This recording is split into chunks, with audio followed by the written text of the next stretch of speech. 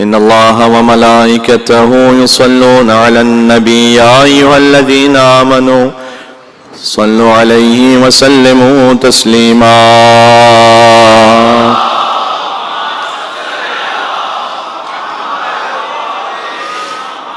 أعوذ بالله من الشيطان الرجيم بسم الله الرحمن الرحيم لا حول ولا قوة إلا بالله العلي العظيم حسبنا الله ونعم الوكيل نعم المولى ونعم النصير وبه نستعين وهو خير ناصر ومعين والعاقبة للمتقين والجنة للموحدين والنار للعاصين والصلاة والسلام على أشرف الأنبياء والمرسلين حبيب إله العالمين العبد المرتضى والنبي المجتبى والرسول المصطفى سيدنا ونبينا وشفيع ذنوبنا وطبيب نفوسنا ومولانا بالقاسم محمد اللهم صل على محمد وعلى آله الطيبين الطاهرين المعصومين المظلومين المنتجبين المنتخبين الميامين سيما بقية الله في الأرضين اللهم صل وسلم وزد وبارك على صاحب الدعوة النبوية والصولة الحيدرية والعصمة الفاطمية والحلم الحسنية والشجاعة الحسينية والعبادة السجادية والمآثر الباقرية والآثار الجعفرية والعلوم الكاظمية والحجج الرضوية والجود التقوية والنقاوة النقوية والهيبة العسكرية والغيبة الإلهية اللهم صل على رحمة الله على محبيهم واللعنة الدائمة على أعدائهم أجمعين یکم محرم الحرام شب جمعہ چلے آقا عبداللہ الحسین علیہ السلام کی خدمت میں سب مل کے توسل کرتے ہیں بسم اللہ الرحمن الرحیم یا ابا عبداللہ یا حسین ابن علی ایوہ الشہید یا ابن رسول اللہ یا حجت اللہ علی خلق یا سیدنا و مولانا انا توجهنا واستشفعنا وتوسلنا بك إلى الله وقدمناك بين يدي حاجاتنا يا وجيها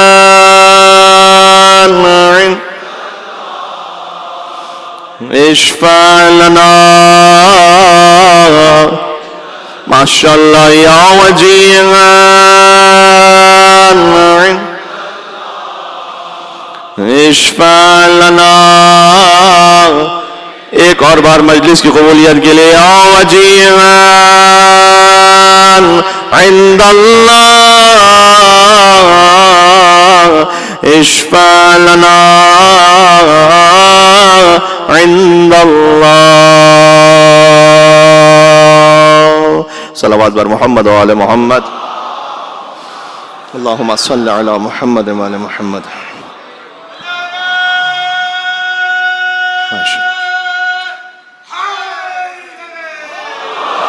یا علی اللہم صل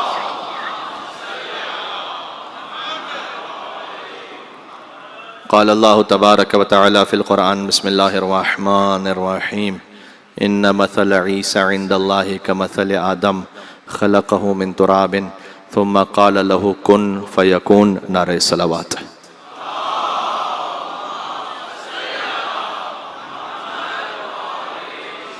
پرزور حیدری صلوات بید محمد و آل محمد پر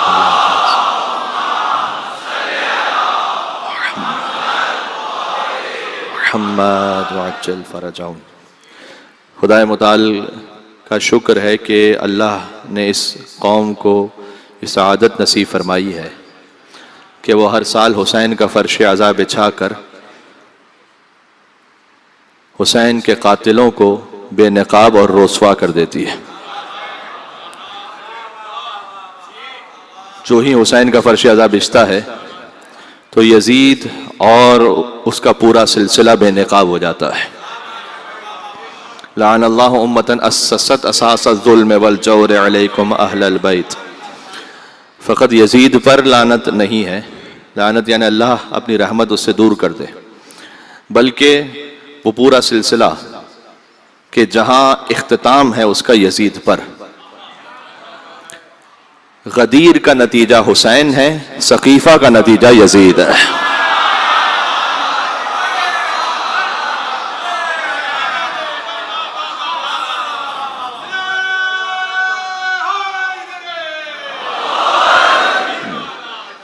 اس خاطر ہے کہ اب بھی بعض بد دماغوں میں، بعض ناصبیوں میں انہیں یہ شوق رہتا ہے کہ کسی طریقے سے یزید کے نام کو،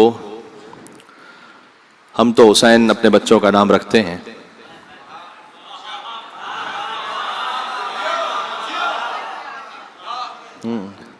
آج تک کسی میں ہمت نہیں ہوئی کہ وہ اپنے بچے کا نام یزید رکھے، لیکن ہیں ایک مولوی صاحب، انہوں نے کہا یزید نام رکھ لو تو کیا حرج ہے۔ میں کہتا ہوں جرأت کیجئے، ہمت کیجئے، رکھیے اپنے بچے کا نام یزید۔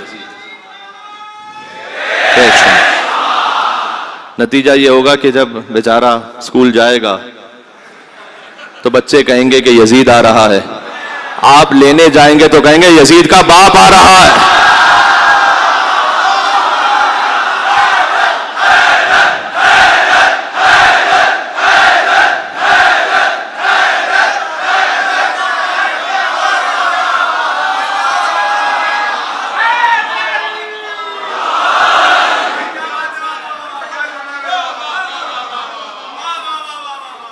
اب ایک فقرہ کہنے لگا ہوں، آپ کا ذہن ایک جانب ملتفت کرنا چاہتا ہوں، آپ کی بیدار سماعتوں کی نظر۔ جس نجس زبان سے یزید کو مسلمان کہا جائے، اس نجس زبان سے ہمیں ابو طالب کے ایمان کا اقرار چاہیے بھی نہیں؟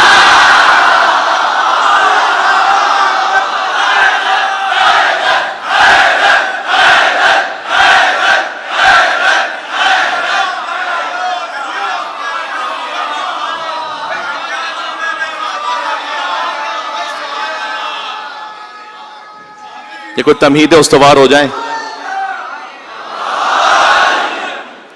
جو نجس زبان یزید کو نعوذ باللہ مسلمان کہہ رہی ہو، وہی زبان اگر ابو طالب کو بھی مسلمان کہے تو پھر کون سی بڑی بات ہوئی؟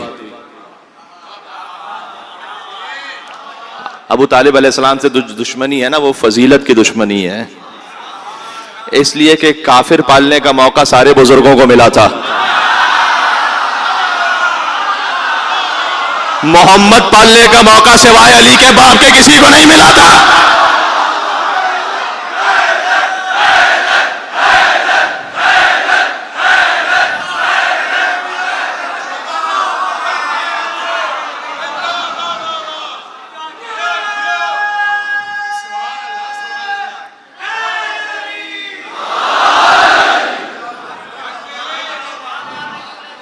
کافر تو ہر ایک نے پالے، کافر سبھی کے بزرگوں کے یہاں پلتے رہے، لیکن محمد پالنے کا موقع، جملہ اور کہہ دوں آگے، نبی پالنے کا موقع ابو طالب کے علاوہ کسی کو نہیں ملا۔ کیا گود ہے ابو طالب کی جو پل جائے یا نبی ہو جاتا ہے یا امام ہو جاتا ہے؟ تو وہ پاکیزہ سلسلہ، وہ غدیر کا سلسلہ، وہ امام حسین علیہ السلام تک پہنچائے۔ اور ایک جانب سے جو غاصبین کا سلسلہ تھا، شجرہ خبیثہ کا کڑوا پھل ہے یزید، شجرہ طیبہ کا ثمرہ ہے حسین۔ تو یہ وہ بات ہے کہ جو بڑی کھل کے سامنے ہے. مجھے بات شجر طیبہ اور شجر خبیثہ ہی پر کرنی ہے اس عشرے میں، کہ شجر طیبہ کا ذکر بھی قرآن میں ہے، شجر خبیثہ کا ذکر بھی قرآن میں ہے، شجر مبارکہ کا ذکر بھی قرآن میں ہے، شجر ملعونہ کا ذکر بھی قرآن میں ہے. یہ ساری قرآنی اصطلاحات ہیں. اگر اس اصطلاح سے کسی کو تکلیف ہو رہی ہے تو قرآن کو نہیں بدلا جا سکتا، اپنے لیڈروں کو بدل لو. ہاں بات واضح ہے، کیونکہ شجر طیبہ کا ذکر قرآن میں ہے، شجر خبیثہ کا ذکر قرآن میں ہے. اچھا شجر طیبہ، اب اس کی تفصیل میں جائے بغیر اتنا تو واضح ہے کہ حضور کے شجرے سے بڑھ کے تو کوئی شجر طیبہ ہو نہیں سکتا. تو یہ جو پنجتن ہے یہ شجر طیبہ کی فرد ہیں اور شجر طیبہ کا ثمرہ ہیں جو مباہلہ میں آئے تھے سامنے. حضور جنہیں مباہلہ میں لے کر آئے تھے وہ واضح کر دیا حضور نے کہ مباہلہ میں جو جائے گا وہ سید الانبیاء ہیں، سید الاولیاء ہیں، سیدۃ النساء العالمین ہے، سیدہ شباب اہل الجنت اجمعین ہے. ایک ہے نبیوں کا سردار، ایک ہے ولیوں کا سردار، ایک ہے عورتوں کے سردار، دو ہیں جنت کے جوانوں کے سردار. تو جو سردار تھے وہ مباہلہ میں چلے گئے تھے، جو امتی تھے وہ مدینہ میں رہ گئے تھے. تو یہ ایک فرق ہے جو بڑا واضح ہے. تو الحمدللہ اس فرش اعضاء کا صدقہ یہ ہوتا ہے کہ حسین کے جو سارے قاتل ہیں نا وہ بے نقاب ہو جاتے ہیں، وہ ایکسپوز ہو جاتے ہیں. اور سیدھی سی بات ہے، بعض لوگ یہ کہتے ہیں کہ جناب یزید لعنت اللہ علیہ، آپ کو سوشل میڈیا پہ ایسے بیانات مل جائیں گے بھئی یزید کے جہنمی ہونے پر کوئی دلیل نہیں ہے. وہ کہتے ہیں ٹھیک ہے اگر برا بھی تھا تو اس کے جہنمی ہونے پر کوئی دلیل نہیں ہے. یہ جملہ وہی کہہ سکتا ہے کہ جس کے حلالی ہونے پر کوئی دلیل نہیں ہے.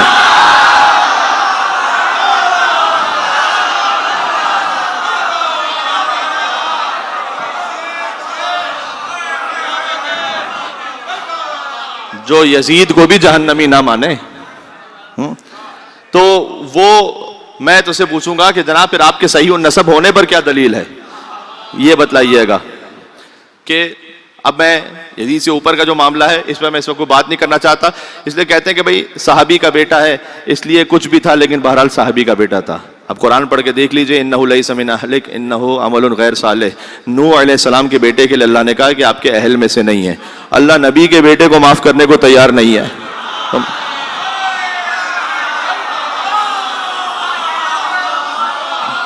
ایک مل کے صلوات بھیج دیں نام حیدر کرار علی ابن ابی طالب علیہ السلام پر.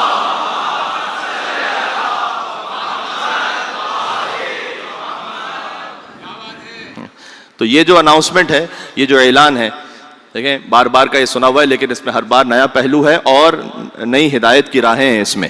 کہ جب حضور مکرم کو اللہ سبحانہ وتعالیٰ نے حکم دیا ہے کہ آپ پہنچائیے، اور اگر آپ نے یہ نہ پہنچایا تو وَإِن لَمْ تَفْعَلْ فَمَا بَلَّغْتَ رِسَالَتَهُ، عہد پیغمبری کا کوئی کام ہی نہیں کیا آپ نے. یہ اتنا سخت جملہ ہے حضور مکرم کے لیے کہ اللہ سبحانہ وتعالیٰ نے کہا کہ یہ اناؤنسمنٹ آپ نے کرنا ہے، اس لیے کہ یہاں سے پھر خالص توحید ہے، خالص رسالت ہے. آپ کو لا الہ الا اللہ بھی خالص اسٹریم سے لینا ہے، جو پیور اسٹریم ہے نا. کوئی شیطان سے لا الہ الا اللہ سیکھے گا تو سیکھ تو سکتا ہے، اس لیے کہ شیطان اللہ کو مانتا ہے، اللہ کی عبادت کرتا رہے، وہ سجدوں میں اللہ سبحانہ وتعالیٰ کے وہ ذکر کرتا رہے. اللہ نے کہا کہ لاکھوں سال کی عبادتیں منہ پہ مار دی جائیں گی. لیکن اگر کوئی شیطان سے اللہ کے بارے میں سیکھے تو وہ لا الہ الا اللہ تو شاید پڑھوا دے اسے، لیکن حجت خدا کا انکار کروا دے. اس لیے کہ شیطان لا الہ الا اللہ پڑھنا چاہتا ہے، حجت کے سامنے جھکنا نہیں چاہتا. تو اللہ نے اسے راندہ درگاہ کر دیا. اس لیے کیوں علی سے بعد از وفات رسول دین لینا ضروری ہے، کیوں آل محمد صلی اللہ علیہ وسلم ان سے دین لینا ضروری ہے. اس کی وجہ یہ، مثال دیتا ہوں میں، ایک ترک کہاوت ہے ٹرکش، کہ اگر آپ لومڑی سے دین لیں گے تو آہستہ آہستہ یہ یقین کرنے لگیں گے کہ مرغیاں چرانا بھی ایک عبادت ہے.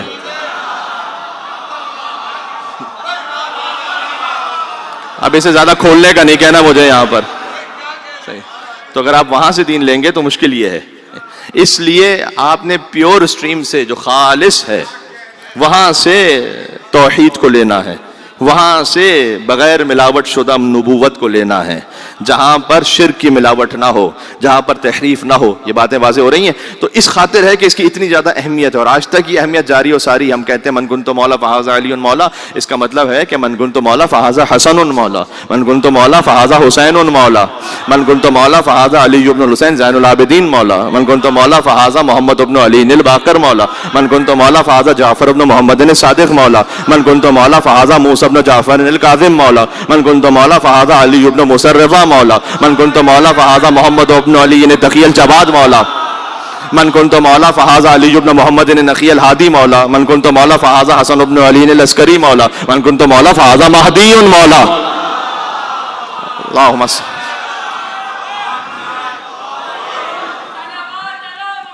مل کے ایک صلوات بھیجے گا امام کی بارگاہ میں. اللہ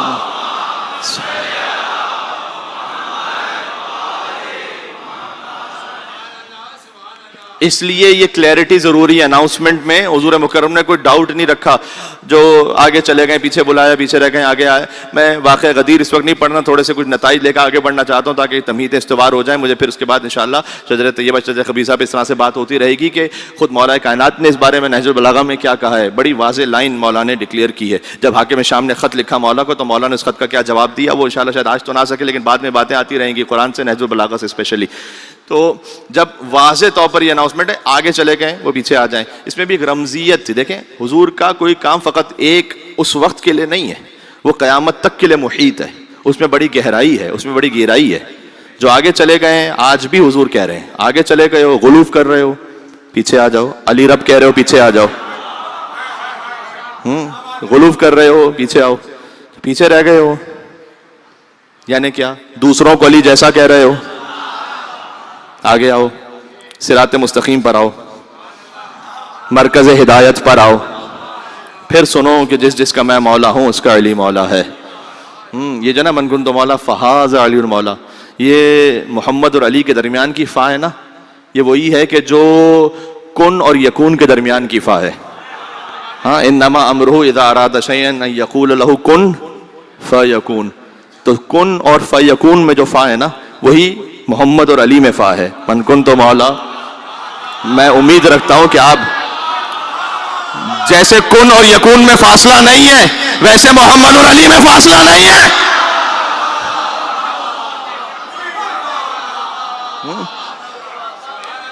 حضرت علامہ علی نقی نقن صاحب وہ یہ بیان کرتے ہیں کہ اس میں ایک رمزیت یہ بھی ہے کہ جب حضور نے اتنا واضح طور پر اٹھایا، بلند کیا، میں اپنے الفاظ میں اگر کہوں اس تعبیر کو استعمال کرتے ہوئے کہ شمس الضحیٰ نے بدر الدجا کو اپنے ہاتھوں پر بلند کیا، تو 1.25 لاکھ صحابیوں کے مجمع میں جب محمد نے علی کو بلند کیا تو وہ جو پہلے سے علی تھا اور کتنا بلند ہو گیا.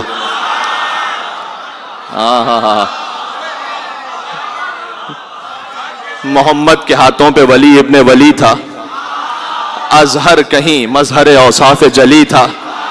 ہاں اظہر کہتے ہیں کہ جو ظاہر سے بھی اور زیادہ ہو. اظہر کا مطلب کیا ہوتا ہے؟ سپرلیٹو ڈگری ہے. تو حضور نے فقط ظاہر نہیں کیا علی کو، اظہر.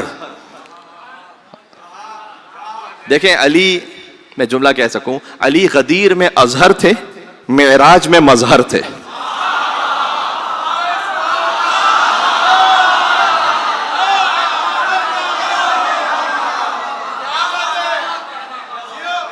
یہ بات پہنچ رہی ہے؟ علی غدیر میں اظہر تھے، معراج میں مظہر تھے. بھائی اللہ سبحانہ وتعالیٰ نے لہجے علی ابن ابی طالب میں بات کی ہے نا معراج میں، وہ لہجہ علی کا تھا نا. تو علی مظہر ہو گئے یا نہیں ہو گئے؟ مظہر صفات خداوندی. تو معراج میں مظہر تھے، غدیر میں اظہر تھے. اب سنیے گا، محمد کے ہاتھوں پہ ولی ابن ولی تھا، اظہر کہیں مظہر اوصاف جلی تھا. اور کس کے تصور میں بلندی کا تصور، اور کس کے تصور میں بلندی کا تصور اونچا بھی ہوا وہ کہ جو پہلے سے علی تھا.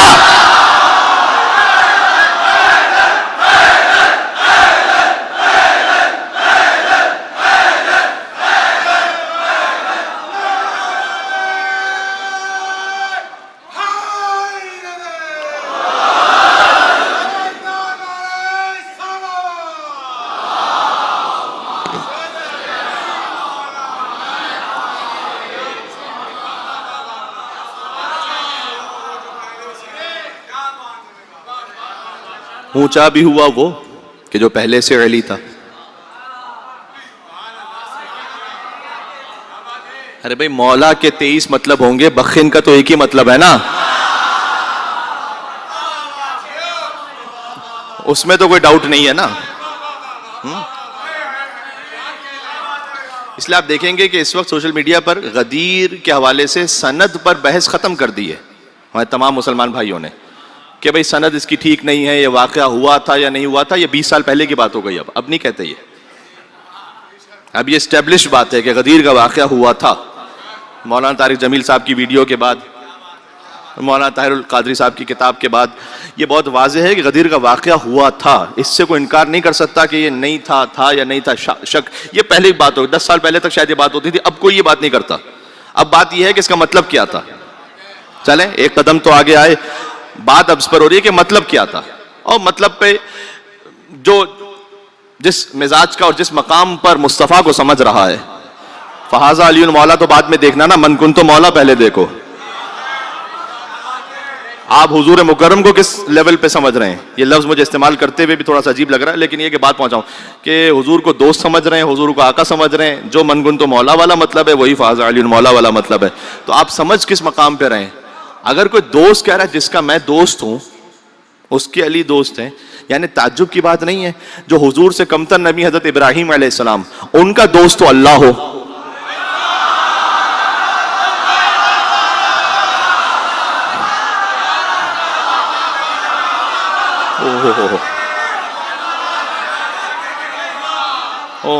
یہ بات یاد رہے گی. اب ان کا دوست تو اللہ ہو, خلیل اللہ ہے نا ان کا لقب, اللہ کے دوست. ابراہیم علیہ السلام کا دوست تو اللہ ہو, مصطفیٰ کا دوست ہر ہیرا غیرہ نہ تو خیرہ بن جائے گا.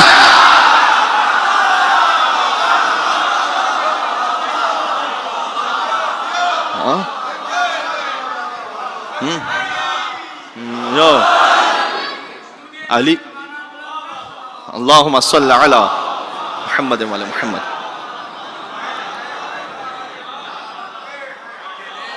علی کی مولائیت سے انکار کرتے کرتے شان رسالت میں گستاخی کر رہے ہیں آپ.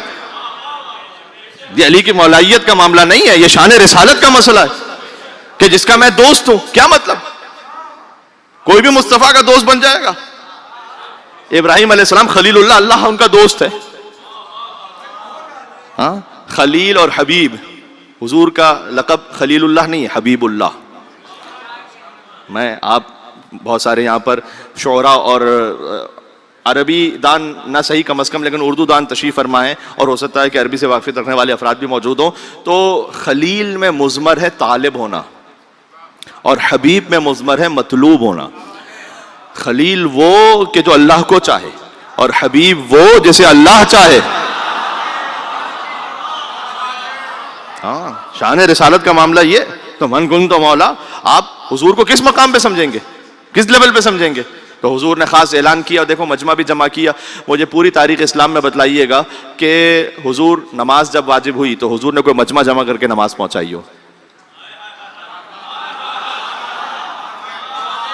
میں بہت تاریخ کے حوالے سے سادہ بات کر رہا ہوں. دیکھو نماز خیمہ دین کا ستون ہے, مومن کی معراج ہے, پڑھنا فرض ہے, ہر حسینی کو پڑھنی چاہیے, اور ماشاءاللہ لوگ پڑھتے ہیں. فجر کی نماز کے بارے میں بس اوقات جو کوتاہی ہوتی ہے نہیں ہونی چاہیے, خاص طور پر 10 دنوں میں کوشش کیجیے تو اس پہ بہت پابندی کیجیے اس پہ. لیکن نماز مجمع جمع کر کے نہیں پہنچائی حضور نے, روزہ مجمع جمع کر کے نہیں پہنچایا. کوئی بھی حکم زکوٰۃ مجمع جمع کر کے نہیں پہنچایا, بلکہ ایک فقرہ کہنے لگا ہوں, صدر اسلام, تاریخ اسلام کے سارے مجموعوں کا تعلق ہی علی بن ابی طالب سے. کوئی مجمع اٹھا لیجئے, دعوت ذو العشیرہ کا مجمع ہو, خندق کا مجمع ہو, غدیر کا مجمع ہو, خیبر میں علم دینے والا مجمع ہو, کوئی بھی مجمع ہو, سارے مجموعوں کا تعلق ہی علی سے. پتہ چلا مجمع جمع کر کے فضائل علی کو پڑھنا سنت رسول ہے. اب کوئی مجلس میں اعتراض نہ کرے.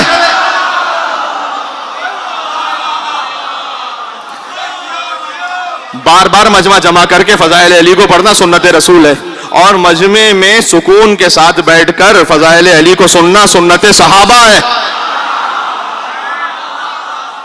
جو مجمع میں فضائل علی کا انکار کرے وہ رسول کا بھی منکر ہے, صحابہ کا بھی منکر ہے. مجمع جمع کیا حضور نے, تو مجموع کا تعلق ہی مولا علی علیہ السلام سے.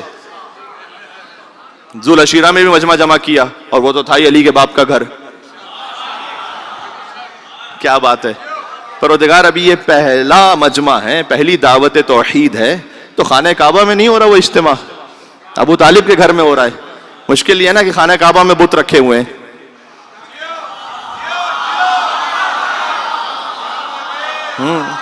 ابھی محفل مرتضیٰ میں پڑھ کر آ رہا ہوں بتوں کی پوری تاریخ, کہ کون سا بت کون سا قبیلہ پوجتا تھا, ان کی شکلیں کیا تھیں, ان کی صورتیں کیا تھیں. ایک بڑی فیسینیٹنگ پوری مطلب ایک سیریز ہے اور پوری داستان ہے کہ کب بت کون سا بنایا گیا. میں ممبر پر آنا چھوڑ دوں گا اگر وہ تاریخ میں مجھے بتلا دے کہ ابو طالب کے گھر کا کون سا بت تھا. بتاؤ, اگر کوئی بت ہے تو لے کر آؤ. بھائی کنانا کے بت تھے, قریش کے بت تھے, ہاں بنو ثقیف اور قبیلہ بنو مزہج, ان سب کے بت تھے اپنے اپنے, اور حبل سب سے بڑا بت تھا, اور اس بت کو سارے پوجتے تھے. تو جب خانہ کعبہ میں جگہ ختم ہو گئی تھی نا بتوں کو رکھنے کی, تو بہت سے لوگ گئے اور انہوں نے بت تراشوں سے کہا کہ چھوٹے چھوٹے بت بناؤ آستینوں میں ڈالنے کے لیے. تو وہ آستینوں میں بت لے کے گھومتے تھے, تاکہ اسی لیے تو اقبال نے کہا اگرچہ بت ہیں جماعت کی آستینوں میں. یہ میں نہیں کہہ رہا, اقبال کہہ رہے ہیں.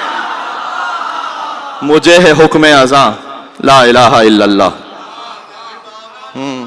یہ دور اپنے ابراہیم کی تلاش میں ہے, صنم کدا ہے جہاں لا الہ الا اللہ.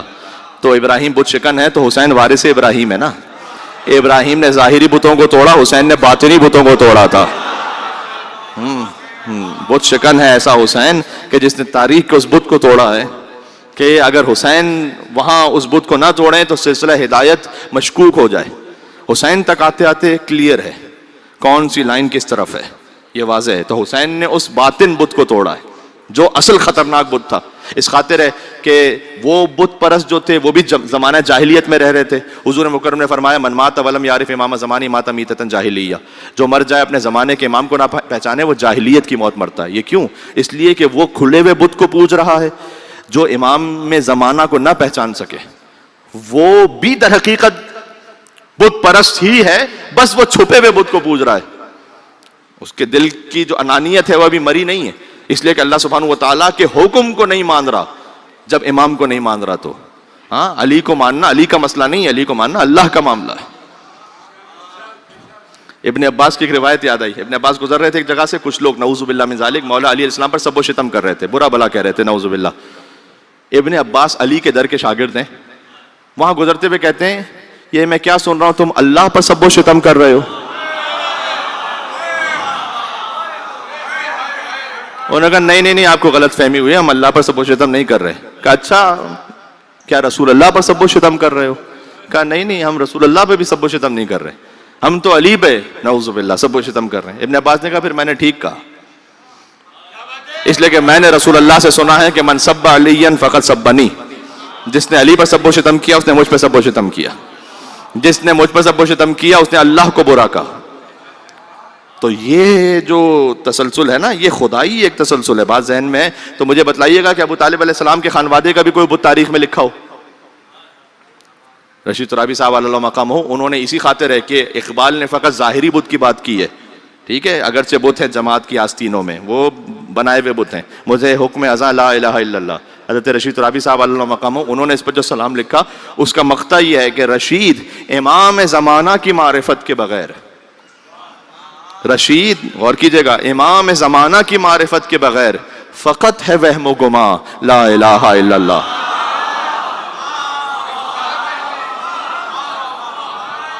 کیا بات ہے.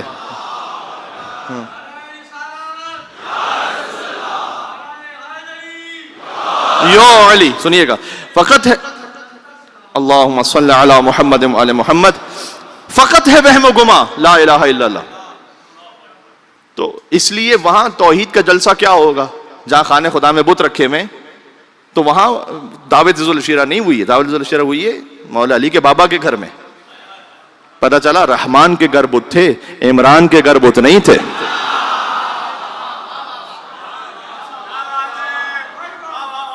ہاں عمران اپنے زمانے کے حجت خدا ہیں, کیا بات ہے، پتہ نہیں یہ جملہ کتنا پہنچا. حضرت عیسیٰ علیہ السلام کی وفات میں اور رسول اللہ کی ولادت میں 570 سال کا فرق ہے. تو حجت سے تو زمین خالی رہتی نہیں ہے.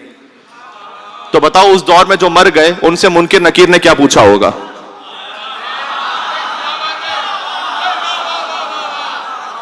ان سے بھی کوئی سوال ہوا ہوگا یا نہیں ہوا ہوگا؟ تو کچھ نہ کچھ تو پوچھا ہوگا. ہاں، آپ کو گھبرانے کی ضرورت نہیں ہے، آپ سے تو علی کے بارے میں پوچھا جائے گا. ہاں، رسول اللہ نے جو پوچھا جائے گا نا وہ پرچہ آؤٹ کر دیا اور پریکٹیکلی دکھا بھی دیا. پریکٹیکلی دکھا بھی دیا، بازو اٹھا اٹھا کے دکھاتے رہے رسول. اندھوں نے پھر بھی کچھ نہیں دیکھا غدیر میں. تو مشکل یہ ہے کہ وہ اندھے غدیر کا مولا نظر نہیں آ رہا انہیں. مجھے وہ عقل کا اندھا سمجھ نہیں آتا جسے غدیر کا مولا سمجھ نہیں آتا. ہاں، قضاوت میں ہے پہلا سمجھ میں آتا ہے، خلافت میں ہے پہلا سمجھ نہیں آتا. اس ایک ایک فقرے میں داستان ہے، اب میں کیا سناؤں آپ کو. ہائے ہائے ہائے ہائے، کیا عرض کروں اب. تو وہاں حضور مکرم نے پریکٹیکلی دکھایا. تو سارے مجموعوں کا تعلق، صدر اسلام کے سارے مجموعوں کا تعلق مولا علی سے. یاد رکھیے گا، یہ بات ذہن میں رہ جائے گی. اس وقت جب دعوت ذوالشیرہ میں حضور مکرم نے جب تبلیغ کرنا شروع کی تو ابو لہب نے شور مچایا، اس نے چیخا، حضور کو نہیں بات کرنے دی. پہلے دن ایسے ہی ہوا، دوسرے دن ایسے ہی ہوا، تیسرے دن بھی کھانا کھا لیتے تھے لیکن حضور کو بات نہیں کرنے دیتے تھے. تو تیسرے دن یہاں سے ابو لہب اٹھے، یہاں سے ابو طالب علیہ السلام اٹھے. ہاں، کہ عالم اسلام کے لیے تعارف کروا دوں کہ یہاں سے کفر اور شرک اور الحاد اس کا نمائندہ اٹھا اور یہاں سے کل ایمان کا باپ اٹھا اور فرمایا کہ اسکت یا حمار، اے گدھے چپ ہو جا. ابو طالب علیہ السلام نے کہا ابو لہب کو، گدھے چپ ہو جا. توہین رسالت پر تو پہلا فتوی ہی ابو طالب علیہ السلام نے دیا.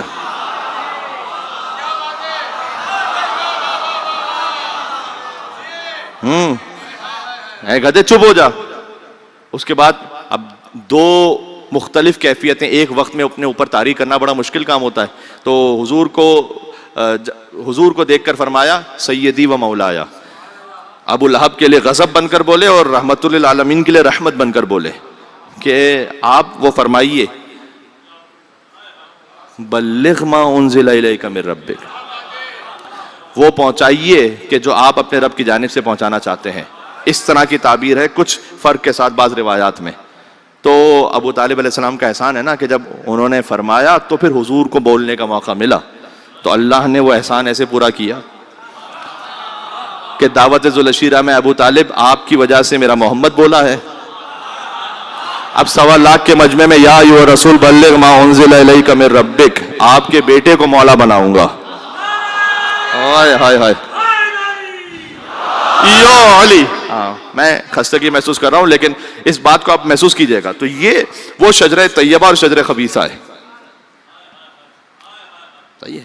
یہ جنگ اس وقت سے ہے اور آج تک ہے. شجرہ طیبہ کے ماننے والوں کے شجرہ خبیثہ. تو آپ اس میں پریشان ہونے کی ضرورت نہیں ہے. کبھی ہو سکتا ہے کہ جب شجرہ خبیثہ کا ذکر ہو تو بعض چہرے بگڑ جائیں. تو اب ہم قرآن کو نہیں بدل سکتے. شجرہ ملونہ کا ذکر ہے، قرآن کو نہیں بدلا جا سکتا. اچھا پتہ ہے کیوں؟ مسئلہ کیا ہے؟ یہ بغض اس لیے ہوتا ہے، کدورت ہے. ہاں، کدورت ہو تو سچی بات بھی مانی نہیں جاتی کہ چشمے کور تک سورج کی تابانی نہیں جاتی. 2 فکرے مجھے کہنے انشاءاللہ آپ دعا سے نوازیں گے. چشمے کور تک، جو اندھا ہے نا، سورج کی تابانی نہیں جاتی. اب اتنا بھی نہ اپنے کو بگاڑو بغض حیدر میں. اب اتنا بھی نہ اپنے کو بگاڑو بغض حیدر میں کہ خود تم سے تمہاری شکل ہی پہچانی نہیں جاتی.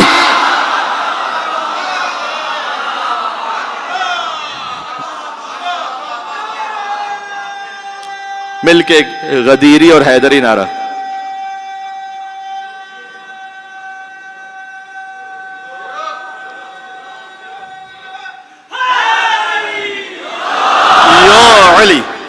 ماشاءاللہ آپ خود سارے سنت پر عمل کر ہی رہے ہیں. لیکن ایک بات پہنچا دوں، وہ یہ کہ صحابہ کرام رضوان اللہ تعالیٰ علیہم اجمعین جب وہ کوئی حضور سے حدیث بیان فرماتے تھے نا، تو اگر حضور نے مسکرا کر کہا تو مسکرا کے کہتے تھے تاکہ لہجے کی بھی امانت رہے. اگر حضور نے غضب میں کہا تو اسی لہجے میں کہتے تھے تاکہ حضور نے جیسے پہنچایا تھا ویسے ہی پہنچائیں. اب میرا سوال یہ ہے کہ حضور نے علی کو ہاتھ نیچا کر کے پہنچایا یا اٹھا کے پہنچایا؟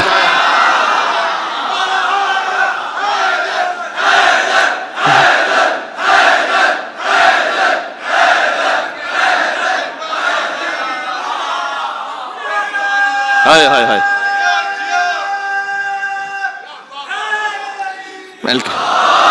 یو علی. جب ہاتھ اٹھا کے کہتے ہو تو غدیر کی یاد بھی تازہ ہو جاتی ہے. یہ تو یہ پہلا جو سلسلہ تھا وہ آج میں نے آپ کے سامنے اسٹیبلش کرنے کی کوشش کی کہ یہ شجرہ خبیثہ شجرہ طیبہ یہ پہلے ہی سے استوار ہے، اور اللہ سبحانہ وتعالیٰ نے اس کا قرآن میں ذکر کیا. آج بات یہاں پر رک رہی ہے، اور شب جمعہ بھی ہے. منظار الحسین فی لیلۃ الجمعہ کا منظار اللہ علی عرشہ. جو شب جمعہ حسین کی زیارت پر پہنچے ویسے جیسے عرش پر خدا کی زیارت کر رہا ہو. عجب فقرہ ہے یہ امام معصوم کا جملہ ہے. تو لازمی سی بات ہے، جہاں تک آواز جاری ہے میں وضاحت کر دوں، اللہ سبحانہ وتعالیٰ کا کوئی جسم نہیں ہے. تو پھر یہ کیوں کہا امام نے؟ یعنی جہاں اللہ سے انتہائی قربت مل جائے اور نصیب ہو جائے وہ ہے در حسین ابن علی. سبحان اللہ. سارت کربلا محبت الملائکہ میں معراج ہو. حضور نے فرمایا تھا کہ ایک وقت آئے گا کہ جب حسین کی سرزمین وہ ملائکہ کے اترنے کی جگہ ہوگی اور ملائکہ کی معراج کی جگہ ہوگی. میں مصائب پر آنے لگا تھا لیکن ایک فقرہ فوراً اس وقت میرے دماغ میں آ گیا ہے تو وہ امانت ہے میں پہنچا دوں. حضور نے کیا کہا؟ یہ آپ بعض کہتے ہیں کہ مولا علی علیہ السلام سے مروی ہے کہ ایک وقت آئے گا کہ جب کربلا معلّہ کی سرزمین ملائکہ کی معراج کی جگہ ہوگی. مجھے ایک سوال کا جواب دینا، معراج نیچے سے اوپر جانے کو کہتے ہیں یا اوپر سے نیچے آنے کو کہتے ہیں؟ ہاں یہ بات پہنچی ہے آپ تک یا نہیں؟ یہ کیوں کہا کہ معراج کی جگہ ہوگی؟ اس لیے معراج نہ نیچے سے اوپر جانے کو کہتے ہیں نہ اوپر سے نیچے آنے کو کہتے ہیں. معراج وہ جگہ ہے کہ جہاں رب سے ملاقات ہو جائے، رب سے قربت نصیب ہو جائے. عرش پر معراج ہے وہاں عرش معلّہ میں، یہاں معراج ہے کربلا معلّہ میں. رب سے ملاقات کا مطلب یہ ہے کہ رب العالمین وحدہ لا شریک ہے، کوئی اس کا شریک نہیں، لیکن اس نے اپنی حجت ایسی رکھی ہے روح زمین پر کہ جب وہاں پہنچو تو قربتاً اللہ کی اعلیٰ ترین منزل ہے. یہ قربتاً اللہ کی اعلیٰ ترین منزل ہے حسین کے حرم میں، حسین کے در پر اللہ سبحانہ وتعالیٰ سے انتہائی قربت. کیا کہنا. عزیزان گرامی، شب جمعہ پہنچیں حضور مکرم کی بارگاہ میں اور پرسہ پیش کریں، علی مرتضیٰ کی بارگاہ میں پرسہ پیش کریں. سیدہ سلام اللہ علیہا وہ حدیث میں آیا ہے تحضر عند قبر ابنہا، وہ حاضر ہوتی ہیں اپنے بیٹے کی قبر پر. وتستغفر لزوارہ. میں ترجمہ کرتے ہوئے میں کانپ جاتا ہوں. ایک مرتبہ تو ہے نا کہ میں پہنچوں اور میں حسین کے حرم میں کہوں علیہ الصلوۃ والسلام کہ مولا میں گناہ گار ہوں، معافی کا طلبگار ہوں. تستغفر لزوارہ. سیدہ سلام اللہ علیہا کہیں پروردگار یہ میرے حسین کا ظاہر ہے تو میں مغفرت طلب کرتی ہوں اس کے لیے تیری بارگاہ میں. اللہ اکبر، اللہ اکبر. حسین کربلا پہنچ گئے 2 محرم الحرام کو. 28 رجب مدینہ سے چلے تھے. جب چلے تھے تو شہزادی زینب سلام اللہ علیہا سے ایک زبان حال ہے گویا مولانا ارض حسن زیدی صاحب پڑھا کرتے تھے کہ بی بی سے جب فرمایا نا کہ ظالم نے بیعت کا مطالبہ کیا ہے، شریکۃ الحسین نے بی بی زینب فرمایا کہ بھیا میں ہر جہاد میں آپ کے ساتھ ساتھ ہوں. آپ کے سر پر نانا کا ماما ہے تو میرے سر پر ماں فاطمۃ الزہرا کی رضا ہے. شریکۃ الحسین بی بی زینب سلام اللہ علیہا. ایسا کیجئے بھیا میدانوں کو تقسیم کر لیجئے، کربلا کا میدان آپ کے حوالے، شام کا میدان زینب کے حوالے. کربلا کا فاتح حسین ہے، شام کے فاتحہ زینب کبریٰ سلام اللہ علیہا ہے. شریکۃ الحسین بی بی کو سلام کہ بھیا بچوں اور بچیوں کو بھی تقسیم کر لیجئے. اب بچے آپ کے حوالے، بیٹیاں میرے حوالے. علی اصغر تیر کھائے گا تو آپ کی گود میں، سکینہ تماچے کھائے گی تو میری گود میں. علی اصغر دفن ہوگا آپ کے ساتھ، سکینہ شام میں رہے گی میرے ساتھ. بھیا مقتل میں شہید کو بھیجنا آپ کا کام، شہید کا لاشا لانا آپ کا کام، فرش عذاب بچھانا زینب کا کام. لیکن بھیا یہ بتلائیے گا کہ کربلا میں تو بہن بھائی کے ساتھ ہوگی، کیا شام میں بھی بھائی بہن کے ساتھ ہوگا؟ عجب نہیں حسین نے جواب دیا ہو کہ میرا لاشا تو کربلا میں رہ جائے گا لیکن میرا کٹا ہوا سر کوفہ اور شام کے بازاروں اور درباروں میں. اسی لیے ظالم جب حسین کے سر پر چھڑی مار رہا تھا شہزادی زینب سلام اللہ علیہا. آج ہمارے لیے سوچنا تصور کرنا ناممکن ہے کہ کوئی دندان مبارک امام حسین علیہ السلام پہ چھڑی مارے. اللہ اکبر اللہ اکبر. یہ کیسی کیفیت ہے. شب جمعہ ہے, میں چاہتا ہوں کہ زیارت ناحیہ سے جملے پڑھوں. زیارت پڑھنے مستحب ہے نا, تو زیارت وارثہ تو آپ نے پڑھی ہوگی, لیکن زیارت ناحیہ بھی ایک زیارت ہے. امام زمانہ فرماتے ہیں سلام اس شہید پر کہ جس کی داڑھی اس کے خون سے خضاب ہو گئی. سلام اس شہید پر کہ جس کے اعضاء کو کاٹ دیا گیا. کوئی انگشتری لے جانا چاہتا تھا, وہ حسین کی انگلی کاٹ کر لے گیا. سلام ان دانتوں پر جن پر چھڑی ماری جا رہی تھی. سلام اس سر پر جسے نو کے نیزہ پر بلند کیا گیا. پھر امام زمانہ کہتے ہیں شمر جالس علی صدر. ایک وقت آیا شمر امام حسین کے سینے پر بیٹھ گیا. قابض علی شیبتہ, اس نے حسین کی داڑھی کو پکڑ لیا.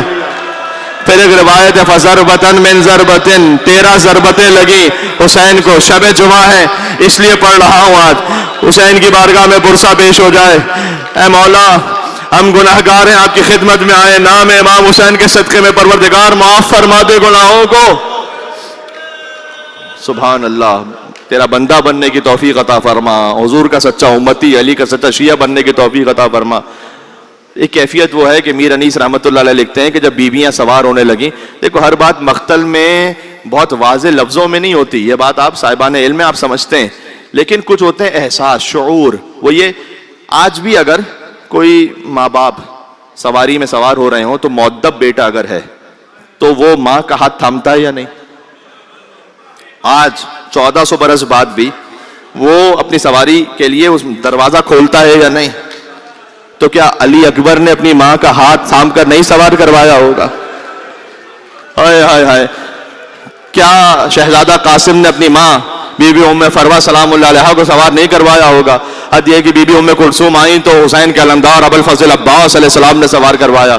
پھر ایک آواز آئی ہے مدینہ والوں نگاہوں کو جھکا لو, اس لیے کہ اب رسول کی بڑی نواسی علی کی بڑی بیٹی شہزادی زینب سلام اللہ علیہا تشریف لا رہی ہیں. انیس کہتے ہیں پہنچی جو ہی ناقے کے قریب دختر حیدر, خود ہاتھ پکڑنے کو بڑھے بنتے خود ہاتھ پکڑنے کو بڑھے سبت پیمبر, فضا تو سنبھالے ہوئے تھی گوشہ چادر, تھے پردہ محمل کو اٹھائے علی اکبر. علی اکبر خود محمل کو اٹھا کے کھڑے تھے. شہزادی زینب آ رہی ہیں. پھر کہتے ہیں اونو محمد کہاں تھے؟ فرزن کمر بستہ چپو راس کھڑے تھے. دہنے بانے اونو محمد تھے, فرزن کمر بستہ چپو راس کھڑے تھے. نالین کون اٹھا رہا تھا؟ فرزن کمر بستہ چپو راس کھڑے تھے, اور نالین اٹھا لینے کو عباس کھڑے تھے. نالین اٹھا لینے کو عباس کھڑے تھے. کہتے ایک دن تو مہیا تھا یہ سامان سواری, ایک روز تھا وہ گرد تھے نیزے لیے ناری, محمل تھا نہ ہودج نہ کجاوا نہ ہماری, گریا کرنا بے پردہ تھی وہ حیدر کرار کی پیاری.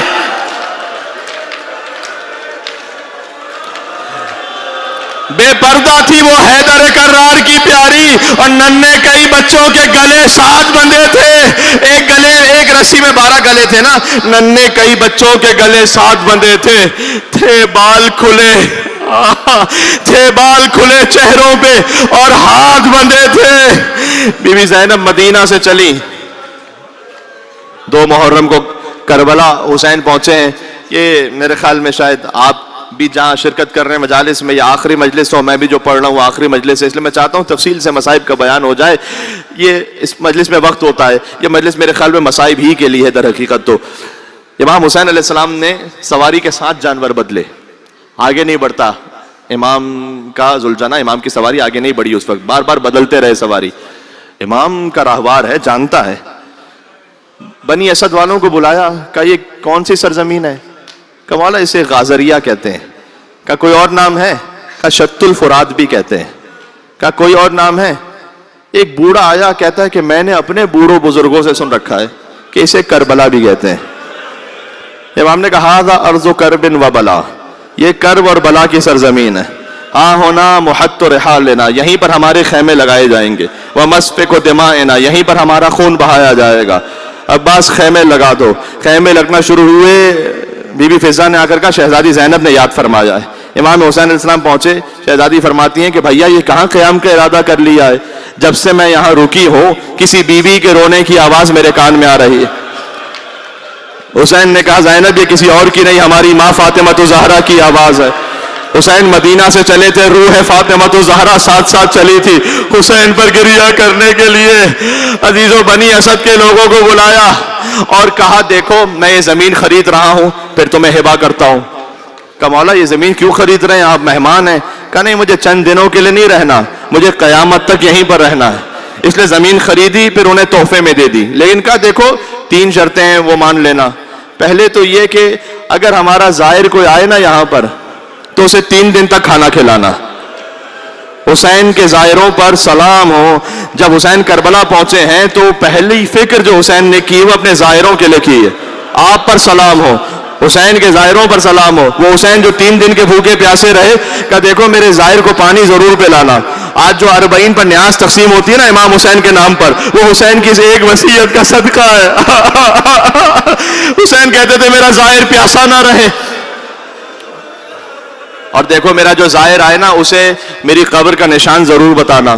آج تو دور سے گنبد نظر آتا ہے نا، اس وقت گنبد نہیں تھا، غریب حسین کی قبر، اس پر کوئی نشان نہیں تھا۔ کم اسے بتا دینا، وہ ڈھونڈتا ڈھونڈتا آئے کہ میری قبر یہاں پر ہے۔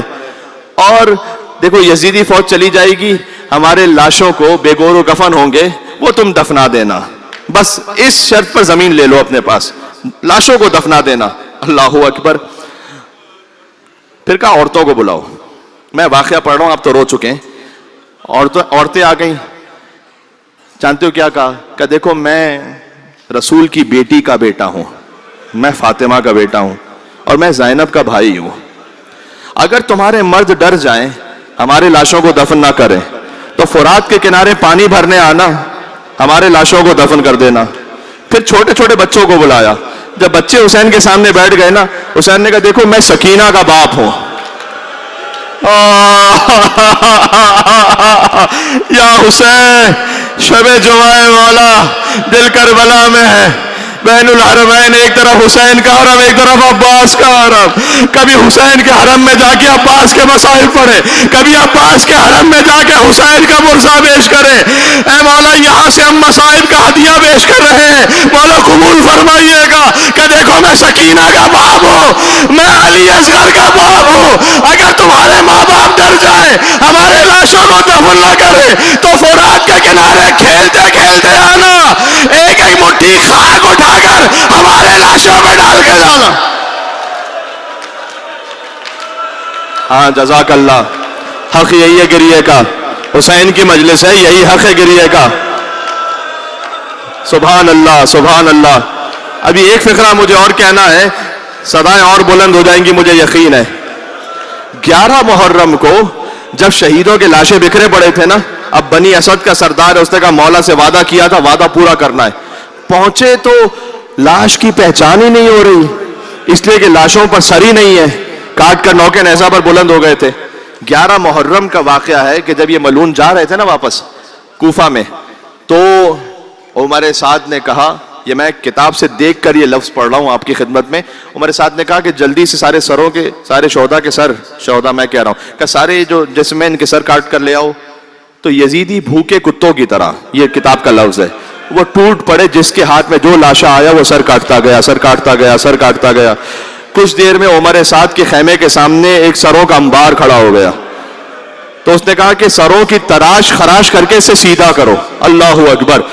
سروں کو سیدھا سیدھا کر کے دوبارہ سے اس کی، ہائے ہائے ہائے، شہزادی زینب دیکھ رہی تھی، بی بی سکینہ دیکھ رہی تھی، شہزادی ام کلثوم وہیں پر ہیں، شہزادی فضہ سلام اللہ علیہا وہیں پر ہیں۔ ایک عجب کیفیت ہے جی۔ میرے بھی ہاتھ جوڑے ہوئے میرے بھائی، بس آخری جملہ کہہ رہا ہوں، مجھے پتا ہے برداشت نہیں ہو پائے گا، آخری جملہ کہنے لگا ہوں۔ بس جب بنی اسد کا قبیلہ آیا تو کوئی سر نہیں ہے، تو اب پہچانے کیسے؟ خدا آپ کو کربلا لے کر جائے۔ شب جمعہ کہہ رہا ہوں، آج بھی حسین کے پائنتی سیدھی جانب گنج شہیدہ موجود ہے۔ ابھی پہلا لاشا دفن ہونے والا تھا کہ راہ کوفہ سے ایک مسافر کی آواز آئی، ٹھہر جاؤ میرا انتظار کرو، میں بتاتا ہوں کون سا لاشا کس شہید کا لاشا ہے۔ دیکھو یہ حبیب ابن مظاہر کا لاشا ہے، دیکھو یہ جون غلام حبشی کا لاشا ہے۔ پھر کسی نے پوچھا یہ کس شہید کا لاشا ہے؟ کہ دیکھتے نہیں پورا بدن گھوڑوں کی ڈابوں تلے پامال ہو گیا۔ ہاں ماتم کرنے کا اصل وقت تو یہ ہے اب.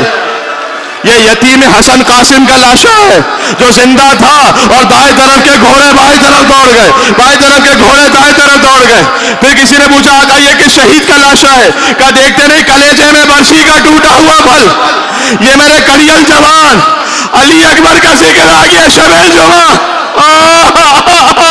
حسین کا علی اکبر 18 برس کا شہید جوان.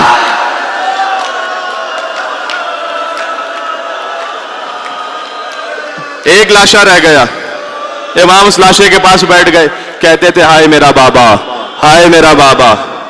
حسین کو دفن کیا. دیکھو جو دفنا چکے ہیں نا میتوں کو, وہ جانتے حکم شرعی ہے کہ چہرے کو قبلے کی طرف کر دو. سجاد نے کہا ہوگا بابا آپ کی لاش پر تو سر ہی نہیں ہے. سجاد نے اپنے ہونٹوں کو حسین کے کٹے ہوئے لاشے پر رکھا, اپنی انگشت شہادت سے جملہ قبر پر لکھا, ھذا قبر حسین ابن علی الذی قتلوه عطشانا. یہ اس حسین کی قبر ہے جسے 2 نہروں کے درمیان پیاسا مارا گیا. حسین کی قبر کو بند کیا. بنی اسد والے جانے لگے, کہا مولا سارے لاشیں دفن ہو گئے, وعدہ پورا ہو گیا, کاش کوئی محسوس کر سکے اگلے فقرے کو. سجاد نے کہا نہیں ابھی ایک لاشا باقی ہے. ہاں میرا سلام ان پر جو اس لاشے پر پہنچ گئے. کہ چلو میرے ساتھ فرات کے کنارے. میرا چچا ابو الفضل عباس, عباس کا لاشا اس قابل نہیں تھا کہ اٹھایا جا سکے. مولا ایک طرف سے اٹھاتے تھے دوسری طرف سے گر جاتا تھا, بدن اٹھاتے تھے سر ڈھلک جاتا تھا. موٹی چادر منگوائی, عباس کے لاش کے ٹکڑوں کو چادر میں رکھ کے قبر میں اترے. کسب دور ہو جائے قریب نہ آنے پائے. راوی کہتے بہت دیر ہو گئی, مجھے ڈر ہوا سجاد غش نہ کھا گئے ہوں. اب جو میں قبر پر پہنچا, آخری فکرہ جس کے دل میں جتنا دم ہے یا عباس کہہ کے روتا جائے. سجاد کا سر عباس کے سینے پر تھا, فریاد کر رہے تھے اے میرے غیرت مند چچا, آپ یہاں آرام کر رہے ہیں, میں آپ کو آپ کی بہنوں کی حالت بتلانے آیا ہوں.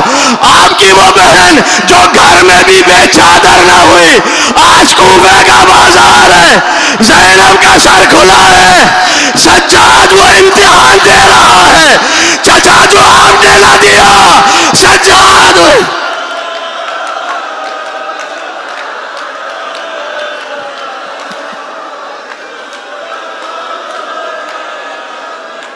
اپنے دلوں کو کربلا لے کر چلنا. کیا گریاں ہیں سبحان اللہ. شب جمعہ حسین کی خدمت میں السلام علیکہ یا ابا عبداللہ.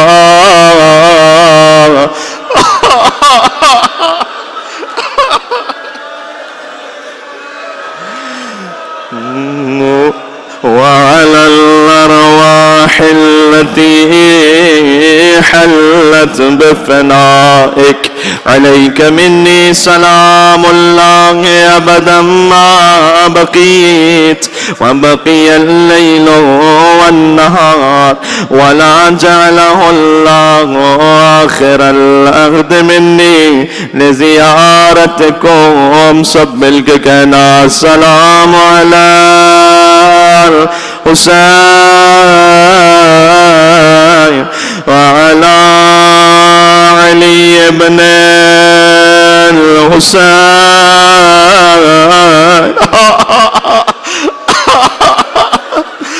جسے سننا مشکل ہے, حسین نے ایک دن میں 72 لاشیں اٹھا لی. السلام علی الحسین وعلی علی بن الحسین وعلی اولاد الحسین وعلی اصحاب الحسین